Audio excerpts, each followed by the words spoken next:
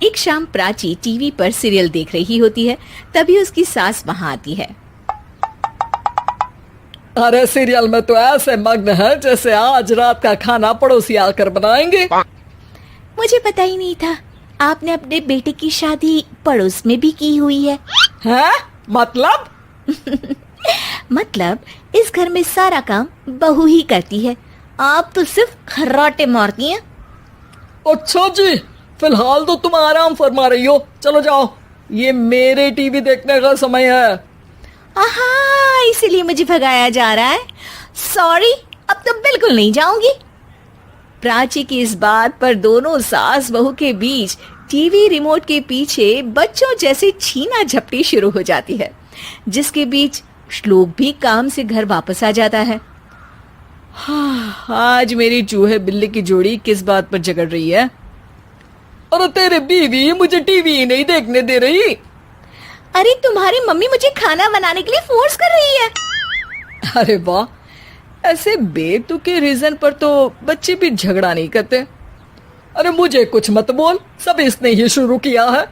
हाँ हाँ, जैसे आप तो बहुत दूध की धूली है ना। अरे बस, दोनों चुप। प्राची जाओ, खाने की तैयारी करो। और माँ तुम छोड़ो, तुम्हें क्या बोलूं, शांति से अपना सीरियल देखो, मुझे दोबारा लड़ने की आवाज सुनाई नहीं देनी चाहिए।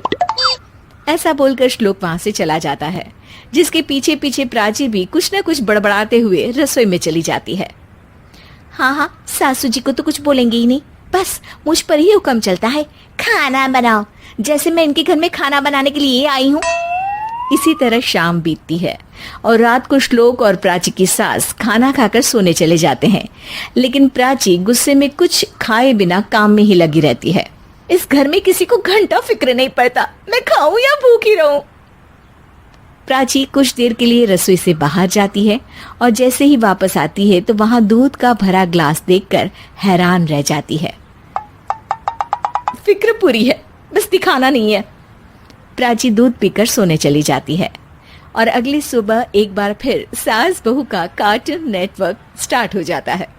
ये तुमने ही किया है। अरे अजीब जबरदस्ती है, मैं बोल रही हूँ मैंने कुछ नहीं किया।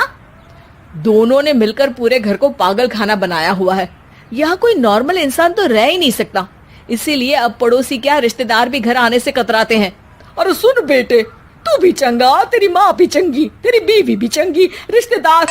हाँ जी, आपको नहीं पता क्या, गंगाधर ही शक्तिमान है, रिश्तेदार ही। हाँ हाँ, बस समझ गया। कभी जानवरों जैसे लड़ेंगी तो कभी जुगलबंदी करेंगी। भाई मैं आप दोनों के बीच में नहीं फंसना चाहता। सास बहू की इस मन मौजी जोड़ी से परेशान होकर श्लोक अपना सिर खुजलाता वहां से चला जाता है। चलो अब मैं भी कीर्तन में जा रही हूँ। इस पर जैसे ही सास कमरे में अपना पर्स लेने जाती है तो वहां नाश्ते की प्लेट रखी देख मुस्कुराने लगती है और नाश्ता करके घर से बाहर निकलते हुए कुछ पैसे टेबल पर रख जाती है, जिसके कुछ देर बाद सिलेंडर वाला घर आता है। ओ मोरी मैया, मैं सिलेंडर के बारे में तो बिल्कुल भूल ही गई थी।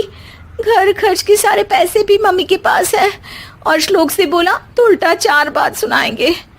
प्राची ये सोच ही रही होती है कि अचानक उसका चेहरा चमक उठता है और वो घर में आकर इधर उधर देखने लगती है। तभी उसकी नजर टेबल पर रखे पैसों पर पड़ती है, जिन्हें वो सिलेंडर वाले को दे देती है। ये सब श्लोक देख लेता है। अच्छा बेटे, इतना बड़ा घोटाला, सबके सामने मैं तेरी दुश्मन और पीठ पीछे तेरी मेरी यारी। इस पर श्लोक एक प्लान बनाता है और शाम को सब एक साथ बैठे होने पर बोलने लगता है। माँ, तुम दोनों की बहुत लड़ाई होती है, इसलिए मैं सोच रहा हूँ कि प्राची को उसके घर छोड़ाऊं, इससे वो भी खुश रहेगी और तुम भी। अचानक श्लोक की ये बात सुनकर सास बहू शौक से उसकी तरफ देखती हैं। अरे ऐसे कैसे घर छोड़ाओगे, मुझे कहीं नहीं जाना। अरे तुमने बोला नहीं पर मैंने सुन लिया, तुम्हें मम्मी के साथ रहना अच्छा नहीं लगता, मुझे पता है। अरे वो, अरे जब बहू खुद कुछ काम बोले तो वो तुझे सुनता नहीं, और अब जो इसने बोला ही नहीं वो तू समझ गया। जब उसे नहीं जाना तो फिर जबरदस्ती क्यों कर रहा है? अच्छा, फिर आपको मौसी के घर छोड़ाता हूँ, बस अब आप दोनों एक घर में एक छत के नीचे नहीं रह सकती। मैं इस टॉम एंड जेरी की जोड़ी को और नहीं झेल सकता। है? ऐसे कैसे नहीं रह सकते? तुम्हें इतनी दिक्कत है तो तुम्हारा बोरिया बिस्तर पैक कर देती हूँ, लेकिन मम्मी जी कहीं नहीं जाएंगी। बिल्कुल यही सुनना था मुझे। अगर दोनों में इतना ही प्यार है फिर हर वक्त ये लड़ाई का नाटक क्यों करती हो? देखा मैंने कैसे माँ किचन में दूध रखती है और तुम उनके लिए कमरे में नाश्ता रखती हो, और कैसे वो पहले ही तुम्हारी दिक्कत समझकर घर में पैसे रखकर बाहर जाती है। अरे भाई, इतना ड्रामा तो डेली सोप में भी नहीं होता जितना तुम दोनों ने इस घर में फैलाया हुआ है। तू हमें टॉम एंड जेरी बोलता है ना, तो याद कर वो दोनों भी एक दूसरे को बाहर वालों की बुरी नजर से बचाने के लिए हमेशा सबके सामने लड़ते थे, लेकिन अकेले में दिक्कत के समय मदद भी तो करते थे। बस हमारा रिश्ता भी कुछ ऐसा ही है। और वैसे भी अगर सास बहू में तू मैं नहीं होती तो दुनिया वालों को कहानियां कैसे मिलेंगी?